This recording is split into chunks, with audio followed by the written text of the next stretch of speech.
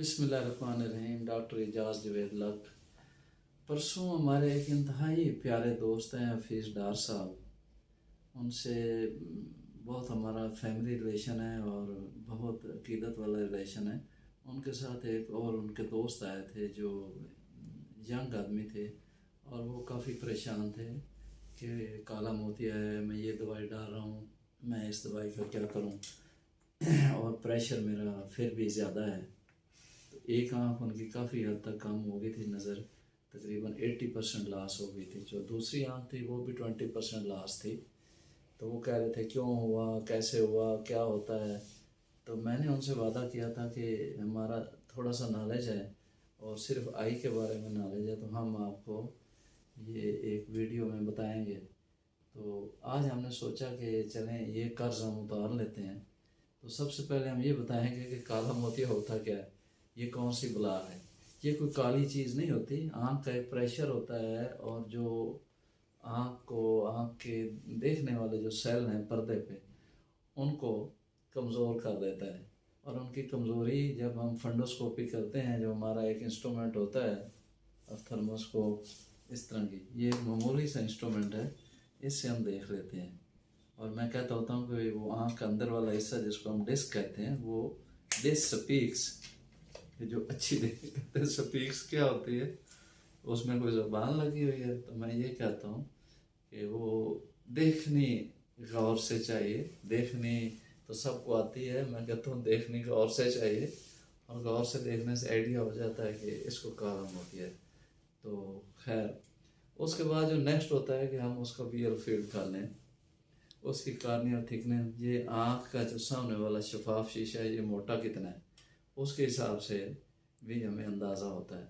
और फिर V L field के बाद हम उसकी गोनियोस्कोपी कर लें कि इसके एंगल ओपन हैं या क्लोज हैं, और एट द एंड हम ओसीटी कर लें। तो कोई वजह नहीं है कि ये हम काला मोतिया डायग्नोज ना कर सकें। जो सफ़ेद मोतिया है वो थोड़ा सा नाम से मिलता है कि जो सफ़ेद ही होता है। ये जो काला है, ये काला एक्चुअली नहीं होता। ये आँख की ऐसी कंडीशन है कि जो आँख के पर्दे पे पड़ जाती है और आँख के प्रेशर की वजह से, और बंदे को साइड पे जो उसकी एक्सटेंट ऑफ विजन है, मसलन हम गाड़ी चला रहे हैं तो हमें साइड से गुजरती हुई गाड़ियाँ भी नज़र आ रही हैं, ये समझ लें एक्सटेंट ऑफ विजन कम हो जाता है। अच्छा, अब कैसे इसको जज किया जाए, इसकी काफ़ी सारी टाइप्स हैं। और दूसरी एक अजीब बात है और बड़ी इम्पॉर्टेंट बात है कि उम्र के किस हिस्से में भी हो सकता है काला मोतिया। यानी पैदाइश बच्चे की हुई है तो वो पैदाइश के साथ भी उसको काला मोतिया हो सकता है। और अगली इंटरेस्टिंग ये चीज़ है कि वो काला मोतिया जो है बच्चों में, उसका इलाज और उसकी सर्जरी मुख्तलिफ होती है, और जो बड़ों में मोतिया हो जाता है काला मोतिया, उसकी सर्जरी या इलाज या मेडिसिन मुख्तलिफ हो सकती है। तो देखना क्या है, जब पेशेंट आके बैठता है ना, तो उसमें हमें कुछ हिस्ट्री पॉइंट्स ज़रूर देखने होते हैं। तो ये ज़रा दिखाना, मेरा कैमरा मैन दिखाएगा हिस्ट्री पॉइंट्स कि ये इसके हिस्ट्री पॉइंट्स हैं। मैंने लिख रखे थे, मैंने कहा कोई चीज़ स्किप ना हो जाए, क्योंकि बंदा इसमें हाफिज़ तो होता कोई नहीं, हाफिज़ तो बस अल्लाह की किताब का ही हो सकता है, उसका एक अपना मौजज़ा है। तो हिस्ट्री में उसकी फैमिली हिस्ट्री देखनी है कि जीन्स में या किसी तरह है। अगर एक बंदे की फैमिली हिस्ट्री है और वो डायग्नोज हो चुका है, उसकी फैमिली में कोई भी बुजुर्ग, तो वो समझ ले कि मैं इसका शिकार हो सकता हूँ। दूसरा, बंदे को डायबिटीज़ है, ब्लड प्रेशर है, या बंदे ने कुछ दवाइयाँ अपनी मर्ज़ी से या गैर ज़रूरी किसी की मर्ज़ी से उसने 5 दिन की दी तो 5 साल डाल दी, साल डाल दी, महीना डाल दी। ड्राप डालने से या खाने से भी काला मोतिया हो सकता है, ठीक है। या आप उसने प्रेशर चेक किया, सारे टेस्ट नॉर्मल हैं, ओसीटी, वीएल फील्ड, एवरीथिंग, अंदर से आपने डिस्क देखी वो भी नॉर्मल है, लेकिन उसका प्रेशर हमेशा ज़्यादा आ रहा है। इसको हम कहते हैं आकुलर हाइपरटेंशन। उसको है कुछ भी ना, लेकिन प्रेशर उसका ज़्यादा आ रहा है, लेकिन इनको भी अल्टीमेटली काला मोतिया हो सकता है। फिर है ऐनक लगाने वाले लोग। कुछ लोग ऐनक काली लगाते हैं, कुछ लोग ऐनक प्लस की लगाते हैं, कुछ माइनस की लगाते हैं, कुछ काली या सन ग्लासेस लगाते हैं। सन ग्लासेस वाले तो चलें, वो बहुत अच्छी बात है, लगाने चाहिए, मट्टी वट्टी रेजर जैसी चीज़ों से, शुआओं से बंदा बच जाता है। जो प्लस के लेंस है उनमें भी खसूसन औरतों में किसी किस्म का काला मोतिया हो सकता है, और माइनस वाले वो भी ओपन एंगल मोतिया हो सकता है। अगर किसी पेशेंट की अर्ली एज में नज़दीक का नज़र ज़्यादा बढ़ रहा है और नज़दीक से उसकी नज़र कम हो रही है, तो उनको भी काला मोतिया हो सकता है। तो अगली बात ये है कि और क्या कंडीशन है। अगर किसी ने कोई आँख की ऐसी सर्जरी करा रखी है, मसलन पीपीपी पर्दे की कोई सर्जरी कराई है, उसमें गैस डाली है या एल डाला है, तो खसूसी तौर पे एल डालने से भी बाज़त काला मोतिया हो जाता है, वो देखना पड़ता होता है। तो ये तो होगी उसकी हिस्ट्री, कि जैसे मैंने बताया कि उम्र के किसी हिस्से से लेके किसी हिस्से की उम्र तक हो सकता है। और इसके डिफरेंट टाइप्स हैं। कुछ हैं जिनमें दर्द होती है, 2-3 किस्में ऐसी हैं जिसमें दर्द होती है, और बाकी जितनी किस्में हैं, बाकी 15-16 किस्में, उनमें दर्द नहीं होती। और इसीलिए हम इसको कहते हैं कि ये आंखों का खामोश दुश्मन है, कि चुप करके अब दर्द तो हुई नहीं, क्योंकि दर्द जो होती है ये एक अल्लाह की नेमत है। दर्द होएगी तो किसी डॉक्टर के पास मरीज़ जाएगा और उसकी वो तशखीस कर लेगा और उसको इलाज बता देगा और वो इलाज उसका हो जाएगा। अच्छा, अगर ये चीज़ें, इनमें कोई चीज़ पॉजिटिव आ गई है, फैमिली हिस्ट्री से स्टार्ट करके उसके आँख के मुआयने से लेके हर चीज़, उसमें कोई चीज़ आपको शक पड़ गया है, जैसे मैंने कहा कि डिस स्पीक्स, अगर डिस ने कह दिया कि मैं कुछ हूँ, तो फिर उसके बाद उसकी एग्जामिनेशन शुरू हो जाता है। उसकी नज़र चेक करनी है, नज़र चेक करने के बाद उसका कार्निया थिक कितना है वो देखना है, फंडस देखनी है, ठीक है, और उसका देखना है, ओसीटी करवाना है और गोनियोस्कोपी करानी। ये 4 पॉइंट टेस्ट ऐसे हैं जो काले मोतियों को ज़रूर उसकी तशखीस कर लेते हैं। और उसके बाद उसकी एसोसिएटेड प्रॉब्लम्स देखनी है, हिस्ट्री देखनी, जैसे मैंने पहले बताया, डायबिटीज़, हाइपरटेंशन, दिस दैट, और कोई दवाई डाली है या नहीं डाली है, जो भी करना है। अब ये है कि टेस्ट तो हो गए उसके, ये टेस्ट उसने सारे करवा दिए। एक टेस्ट जो बहुत इंपॉर्टेंट चीज़ है वो है फेजिंग। फेजिंग ये है आईओपी की फेजिंग, कि आईओपी यानी आँख का प्रेशर, या समझ लें चले काले मोतियों वाला जो प्रेशर है वो सुबह कुछ हो सकता है, शाम कुछ हो सकता है, फास्टिंग में कुछ हो सकता है, कई टाइट कॉलर डाले हैं उसमें कुछ और हो सकता है, ठीक है, और किसी वक्त कुछ हो सकता है। इसलिए कहते हैं कि दिन के कई हिस्से में चेक करके उसको चंद दिनों के लिए वो चेक किया जाए और उसका ग्राफ बनाया जाए कि वाकई ये प्रेशर रेज हो रहा है और आँख पे अफेक्ट कर रहा है और इसकी नज़र कम कर रहा है। तो ये चीज़ें भी देखनी ज़रूरी हैं। अब क्वेश्चन जो है, जो मेरे दोस्त का था सबसे ज़्यादा क्वेश्चन, उसने कहा कि मैं कितनी देर से दवाइयाँ डाल रहा हूँ तो मेरी नज़र भी कम हो रही है और मैं दवाइयों के बारे में काफ़ी पार्टिकुलर हूँ, और बाज़ का तो ऐसा होता है कि कोई दवाई छूट जाए वरना मैं दवाई डाल रहा होता हूँ। लेकिन उसका मेरे नज़दीक जो जवाब है वो ये जवाब है कि जो दवाई हम दे रहे हैं, किसी फार्मा ने कहा है कि इसने 12 घंटे काम करना है, इसने 8 घंटे काम करना है, और ये वाली दवाई इसने 24 घंटे काम करना है। हो सकता है कि एक मरीज पे ये ऐसे ही कर रही हो, जो नेक्स्ट बी पेशेंट है हो सकता है उस पर वो 12 घंटे के बजाय 11 घंटे काम कर रही हो। तीसरा मरीज ऐसा आ सकता है कि उस पर वो 10 घंटे काम कर रही हो, और 24 घंटे वाली हो सकता है 23 घंटे काम कर रही हो। और फिर ये है कि उसने दवाई डाली, हो सकता है रात का किसी हिस्से में प्रेशर उसका रेज रहता हो। तो जो रेज प्रेशर है, या वो काले मोतियों को डिजीज पैदा करने वाला जो प्रेशर है, वो दिन के किसी वक्त भी हो सकता है जब बंदा चेक नहीं भी करवा रहा होता। तो ये भी एक बहुत अहम बात है। अब देखना ये है कि प्रेशर कितना होना चाहिए। इसके बारे में मुझे काफ़ी जगह पे प्रॉब्लम हुई और सवाल पूछे गए, तो उसका जवाब ये है कि इंट्राऑकुलर प्रेशर, जो आँख का प्रेशर है, वो प्रेशर है जो काला मोतिया कर सकता है। अब उसमें 20 भी नॉर्मल हो सकता है और 10 सब नॉर्मल हो सकता है, या 12 अब नॉर्मल हो सकता है, या 11 अब नॉर्मल हो सकता है। यानी 11 में अगर वो काला मोतिया कर रहा है तो वो 11 उसके लिए गलत प्रेशर है, यानी खतरनाक प्रेशर है। अगर एक बंदे को 20 कर रहा है तो 20 उसके लिए खतरनाक है। अगर एक बंदे को 18 कुछ भी नहीं कर रहा तो उसका 18 ठीक हो सकता है। लेकिन ये सारे प्रेशर और काफ़ी सारी चीज़ों पे डिपेंड करते हैं। अगर किसी बंदे का कार्निया ही थिक है, ठीक है, कार्निया थिक है, उस पर आप प्रेशर लेंगे अपने इंस्ट्रूमेंट से तो वो आपको प्रेशर ज़्यादा शो करेगा, हालांकि वो ज़्यादा प्रेशर उसके कार्निया की वजह से। इसीलिए आजकल हमने कार्नियल की थिकनेस, यानी आँख का जो शफाफ पर्दा है, उसकी भी हमने शुरू कर ली है कि उसकी भी थिकनेस की मेजरमेंट होनी चाहिए, ताकि प्रेशर के बारे में हम कोई उसका शाफी तरीका इलाज बता सकें। अब ये उसने कहा कि यार मैं दवाइयाँ डालता रहूँ या कोई और तरीका भी है, तो हमने उसे बताया कि हाँ यस, दवाइयाँ आप डालते रहें, लेकिन साथ साथ चेक कराते रहें, सारे टेस्ट, सारी चीज़ें, नज़र और ख़ास तौर पे हर चीज़ आपकी चेक होनी चाहिए। अगर वो आपको कुछ नहीं कर रही तो ठीक है, आप दवाइयाँ डालते रहें। अब मसला ये है कि वो कहता है कि अच्छा जी मैं फिर सर्जरी कब कराऊं।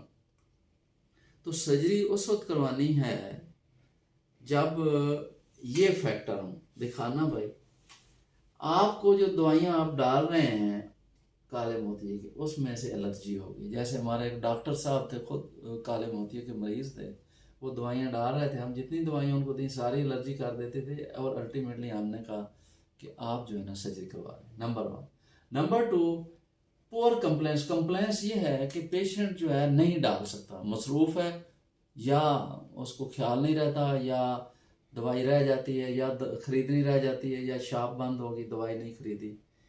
नेक्स्ट है पुअर पेशेंट है, यानी काले मोती के अगर किसी को 2-3 दवाइयों का कम्बिनेशन दिया जा रहा है तो उसकी कास्ट इतनी है कि पेशेंट कहता है कि मैं ये नहीं खरीद सकता, हर महीने मुझे इतना ज़्यादा बिल सिर्फ इस पे लगा आ जाता है। नेक्स्ट है कि एक ट्रैवलिंग है किसी बंदे की, उसका बिजनेस ही ट्रैवलिंग से रिलेटेड है, तो उसमें बाज़ का दवाइयाँ भूल जाती हैं। अगर कोई फॉरेन टूर्स हैं तो उसमें भी दवाई की किस्म भी, दवाई का नाम भी बदल जाएगा, मसला हो जाएगा। ठीक है, या दवाई की इफेक्टिवनेस रह गई है। दवाइयाँ डाल रहा था पहले तो बिल्कुल ठीक थी, उसको बड़ा अच्छा असर कर रही थी, अब दवाइयों का इफेक्ट ही नहीं आ रहा, क्योंकि with the passage of time दवाइयों का इफेक्ट भी कम हो सकता है। ये चीज़ भी जहन में रखनी चाहिए। और 8 घंटे, 10 घंटे, 12 घंटे, जैसे मैंने बताया कि उसकी ड्यूरेशन ही कम हो गई और प्रेशर उसमें रेस कर रहा है। और जितने घंटे प्रेशर रेस करेगा, कोई ना कोई गैंग्लियन सेल को तो वो खा सकता है ना। आँख के सेल कितने डेलिकेट होंगे, ये अंदाज़ा लगाना इंतहाई मुश्किल है, क्योंकि आँख की जो शरीयान होती है, जो ब्लड वेसल होती है, उससे भी डिल्यूट होता है ये सेल, इतना नरम और नाजुक होता है। तो इसलिए थोड़ा सा प्रेशर, चंद घंटों का प्रेशर भी उसको नुकसान कर सकता है। इस पर फर्दर स्टडी होनी चाहिए। फील्ड चेंजेस हैं, या कफिंग उसकी इंक्रीज हो रही है, या आँख की जो अंदर वाली स्ट्रक्चर है वो इंक्रीज हो गई है, तो इस बंदे को सोच लेना चाहिए कि मुझे कब ऑपरेशन करवाना है। ये तो इसका जवाब है। अब नेक्स्ट उसका क्वेश्चन तो कौन से ऑपरेशन हो सकते हैं, इसमें लेज़र हो सकती है। लेज़र में बाज़ मोतिया यैग लेज़र से उसका किसी हद तक इलाज हो सकता है, बाज़ आर्गन लेज़र से किसी हद तक उसका इलाज हो सकता है। फिर ट्रेबिकुलेक्टमी है, ट्रेबिकुलेक्टमी के साथ बाज़ का हम दवाई के साथ करते हैं, बाज़ का दवाई के बगैर करते हैं, बाज़ का दवाई के साथ कुछ मटेरियल ऐसा इस्तेमाल करते हैं जिससे उसकी जो सर्जरी की लाइफ है वो बढ़ जाती है। ठीक है, वो कहता है अच्छा जी ये 100% शाफी है, तो मैं उसकी एक ही बात कहता होता हूँ, हकीम और डॉक्टर अल्लाह ही है। हमें ईमानदारी से, हमें स्किलफुल होना चाहिए, पढ़े लिखे होना चाहिए, और कोशिश अच्छी करनी चाहिए कि जो भी मरीज़ है उसका अच्छा इलाज हो, उसकी अच्छी सर्जरी हो। लेकिन ये हम नहीं कह सकते कि आपकी सर्जरी 100% सक्सेस होगी, क्योंकि बड़े सारे फैक्टर हैं, पेशेंट से रिलेटेड, पेशेंट की आंख से रिलेटेड, इंस्ट्रूमेंट से रिलेटेड, और हमारे स्किल से रिलेटेड, और उस वक्त कोई और इवेंट हो जाए उससे रिलेटेड। और अल्टीमेटली मैं समझता हूँ कि पेशेंट की किस्मत और अल्लाह की मेहरबानी से मरीज़ ठीक होता है। तो फेलियर भी हो सकती है, और कोई इन्फेक्शन भी हो सकता है, और रिपीट सर्जरी भी की जा सकती है, और उसको ऐड जो है उसके साथ दवाई भी 1 या 2 ऐड की जा सकती हैं। प्रेशर रेज हो सकता है। और जो मोस्ट कॉमन चीज़ है जिससे हम डरते रहते हैं कि पेशेंट को स्टिग्मेटिज्म हो जाती है, यानी उसको कोई ऐनक लगनी शुरू हो जाती है, या मोतिया बनना शुरू हो जाता है। तो ये इन 2 चीज़ों से हम घबराते हैं। जैसे ये हमारा दोस्त आया था, डार साहब का दोस्त, तो वो हम देख रहे थे कि यंग पेशेंट है 42 ईयर्स का, तो उसको क्या होगा कि हम जब सर्जरी करेंगे तो उसको मोतिया आना शुरू हो जाएगा। वो कहेगा यार आपने तो सर्जरी की है, मेरी तो नज़र कम हो रही है। हालांकि हमने सर्जरी की है उसका फ्यूचर सेव करने के लिए कि उसका प्रेशर कभी रेज हो ही ना, और वो सोया हुआ है, फास्टिंग में, दिन में, रात में 23 घंटे 22 घंटे जैसे हमने दवाई का कहा है, उसकी जो है ना वो प्रेशर ठीक रहेगा राउंड द क्लॉक 24 घंटे। ठीक है, अब उसने पूछा यार मैं दवाई, इंतहाई पढ़ा लिखा बंदा था, उसने तो एक घंटा तो सवाल करने थे, ज़ाहिर है उसका राइट बनता है, और हमें उसकी ज़बान में उसको जवाब देने का हमारा मेडिकल एथिक्स में हमारा भी फ़र्ज़ है, उसको उसमें जवाब देना है। अच्छा जी, मैंने कहा सर्जरी, और उसमें ये कि आपको सर्जरी एक बार करनी पड़नी है, दवाई हमेशा के लिए डालनी पड़नी है। अच्छा, तो सर्जरी 24 घंटे आपका बराबर आपका कंट्रोल रखेगी, जबकि जो दवाई है उसने मुख्तलिफ टाइम में आपको आराम देना है। हो सकता है 1 घंटा कम आराम दे या 1 घंटा ज़्यादा आराम दे। ठीक है, अच्छा, सर्जरी हर आदमी पे की जा सकती है और एक जैसी हो सकती है, सिवाय चंद एक पर्सन पे, जैसे किसी को पिगमेंटेशन ज़्यादा है या किसी को इन्फ्लेमेशन ज़्यादा है या कोई और ऐसी बीमारी है उसमें, तो जो दवाइयाँ हैं वो हर बंदे पे उसका मुख्तलिफ असर हो सकता है। अच्छा, फिर सर्जरी तकरीबन एक जैसी होती है, जबकि दवाइयाँ जो है वो तब्दील करनी पड़ जाती हैं कि एक दवाई बेअसर होगी उसके साथ दूसरी डालनी पड़ जाती है। अच्छा, सर्जरी बच्चों में भी की जा सकती है, लेकिन बच्चों में सर्जरी मुख्तलिफ होती है, बड़ों में तकरीबन सर्जरी मिलती जुलती होती है, लेज़र से या दूसरी सर्जरी। अच्छा, सर्जरी में एलर्जी का चांस कम है, सिवाय इसके जो आप इंजेक्शन या उसको सोन करने के लिए लगाते हैं, माड़ा मोटा कोई उसका हो सकता है, लेकिन दवाई से एलर्जी हो सकती है।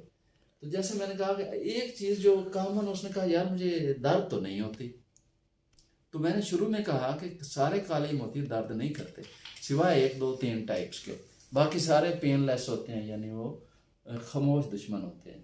तो अलामत क्या है, पेशेंट को हैवीनेस हो सकती है, डिक्रीज विजन हो सकती है, उसको चेंजेस ग्लासेस की तकलीफ हो सकती है, जो मैंने पिछले महीने लगाया, इस महीने लगाया, लेकिन वो कोई मुझे फ़ायदा नहीं हो रहा, और ख़ुसूसी तौर पे नज़दीक की नज़र का, और बाज़ का प्रेशर ज़्यादा रहे तो रंग बिरंगे या कौसे खज़ार का इफेक्ट भी आ सकता है, और जो पेशेंट अनईजीनेस फील करता है, ये उसकी कुछ अलामतें हो सकती हैं दर्द वाले के अलावा। जो दर्द वाला है वो तो एक किस्म की इमरजेंसी है, मरीज़ ने आँख पे हाथ रखा होता है और चिल्ला रहा होता है कि हाय हाय कर रहा होता है कि मुझे काफ़ी ज़्यादा तकलीफ है।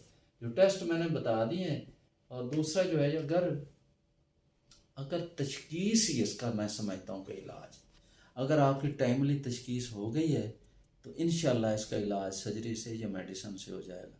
ये सारी चीज़ें हम देख लेंगे कि कास्ट कितनी है, मरीज़ अफोर्ड करता है, उसका कंप्लायंस है नहीं है, और वो दवाई डाल सकता है नहीं डाल सकता, दवाई से डिनाई है वो, तो फिर अगले प्रोसीजर हमें लेज़र या सर्जरी के अडेप्ट करने पड़ने होते हैं। लेकिन बड़ा मैसेज ये है कि तशखीस तशखीस तशखीस, अगर उसकी फैमिली हिस्ट्री है, या उसकी हाइपरटेंशन है, डायबिटीज़ है, या एक आंख में काला मोतिया हो गया है, या उसके पेरेंट्स में किसी को काला मोतिया था, या उसको कोई और ऐसी बीमारी हो गई जिस्मानी तौर पे जिसने आंखों के डॉक्टर ने कहा कि आपको काला मोतिया हो सकता है, अगर उसने डायग्नोसिस करा ली अर्ली तो उसकी नज़र बच सकती है, क्योंकि नज़र को बचाने के लिए अल्लाह ताला ने काफ़ी उसमें पॉइंट्स रखे हुए हैं।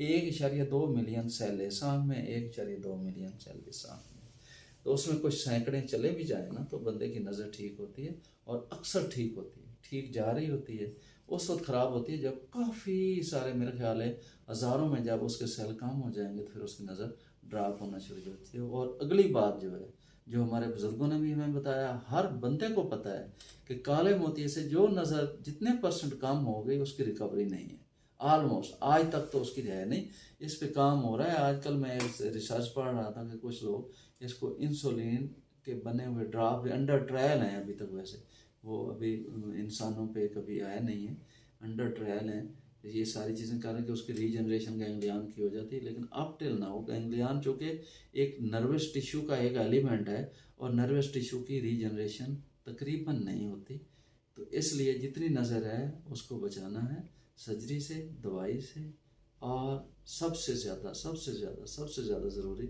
उसकी डायग्नोसिस से। Thank you so much. उम्मीद है मैंने काफ़ी हक अदा किया होगा, अगर इसमें कोई कमी पेशी है तो आप लोग बुक से भी और गूगल से भी और मेरे से ज़्यादा पढ़े लिखे अच्छे डॉक्टरों से भी इसको डिस्कस कर सकते हैं। Thank you so much. अस्सलाम वालेकुम रहमतुल्लाह।